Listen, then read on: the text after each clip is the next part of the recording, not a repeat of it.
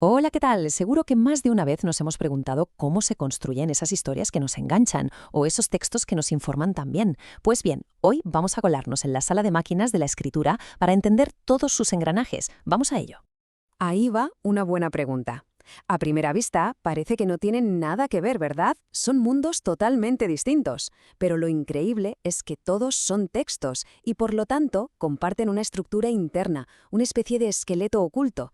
Y esa es la clave que vamos a desvelar juntos. Bueno, para arrancar, lo primero es poner un poco de orden en todo esto. En esta primera sección vamos a ver que cualquier texto, da igual la forma que tenga, se puede clasificar.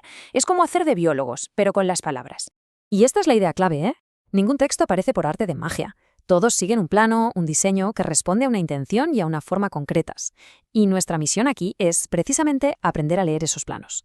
Los expertos nos dan, digamos, 4 grandes lupas para analizar un texto. Podemos mirar si usa palabras o imágenes, qué busca la persona que lo escribe, qué forma tiene el mensaje y de qué tema va. Cada una de estas lupas nos da una pista. Y aquí lo tenemos todo junto, el mapa completo. Es genial ver cómo cada criterio de la tabla nos abre una puerta distinta para entender un texto. Desde el código que usa, como se ve en el ejemplo de un texto escrito frente a un gesto, hasta el tema que trata. Todo, absolutamente todo, encaja en este sistema.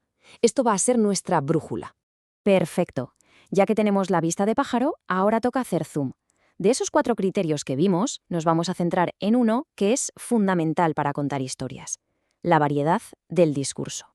Y a ver, ¿qué es exactamente eso de la variedad del discurso?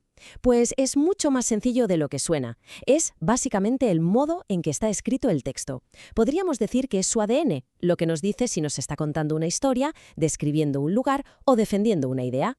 Y de todas esas variedades que existen, hoy nos vamos a meter de lleno con las 2 reinas de la corona. La narración, que es el arte de contar lo que pasa, y la descripción, que es el arte de pintar con palabras como son las cosas, los lugares o las personas.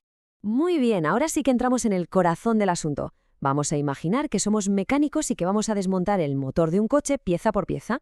Pues eso mismo vamos a hacer, pero con una historia. A ver, cualquier historia, pero cualquiera. Da igual que sea un cuento infantil o una epopeya gigantesca, se sostiene sobre estos 4 pilares. Si quitamos uno, la estructura se viene abajo. Siempre necesitamos a alguien que cuente, a alguien a quien le pasen cosas, las cosas que pasan y, claro, un tiempo y un lugar donde ocurran. Empecemos por la voz, por quién nos guía. ¿Esa voz está fuera de la historia, como un espectador invisible que lo cuenta todo? Ese es un narrador externo. O por el contrario, es uno de los personajes quien nos da su versión de los hechos, como hace el Dr. Watson con Sherlock Holmes. En ese caso, es un narrador interno. Y esta decisión, como se pueden imaginar, lo cambia absolutamente todo. Pero ojo, no solo importa dónde está el narrador, sino cuánto sabe. Tenemos al narrador omnisciente, que es como un dios. Lo ve todo y lo sabe todo, hasta el más mínimo pensamiento de cada personaje. Y luego está el limitado, que nos pega a la perspectiva de un solo personaje. Con él descubrimos el mundo a través de sus ojos, como nos pasa con Harry Potter durante casi toda la saga. Vale, ya tenemos la voz que cuenta. Pasemos ahora a la gente que protagoniza la acción. ¿A quién le ocurren los hechos? Aquí la cosa se pone interesante. Los personajes pueden ser, digamos, de 2 tipos. Por un lado están los planos, que son como caricaturas, definidos por un único rasgo, son predecibles.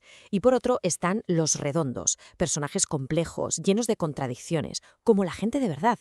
Estos, como Don Quijote, son los que se quedan con nosotros para siempre, porque evolucionan y nos sorprenden.